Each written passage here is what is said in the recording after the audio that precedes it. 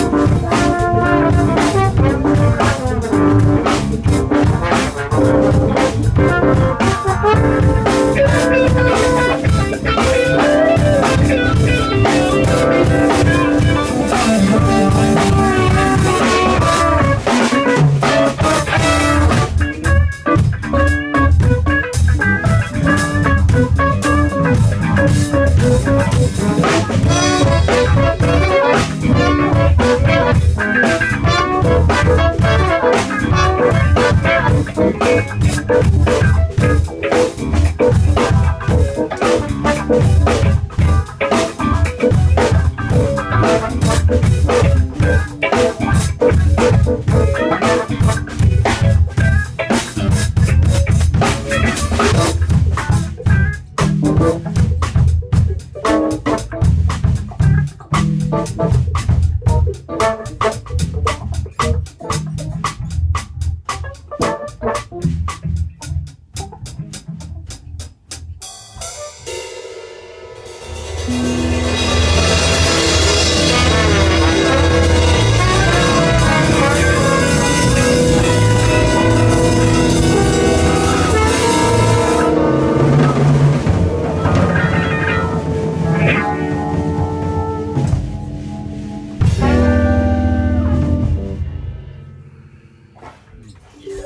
っぱりあれだよね、あそこのバッバーの決めの後とか前とかがちょっと心配かなっていうところ。若干ね、でもできる。でもまあ安定してきたから、本番では成功するからもう確認しなくていいか。確認しろって言うのよかった。もうダメ。もうダメ。もうダメ。もうダメ。もうダメ。そうだよね。本番のお楽しみ。いや、本番の楽しみで。びっくりドッキリゾーンを残しとく状態でね。あの子じゃあ俺振ればいいかな。振ればいいかな。振ればいい。おせくに振って。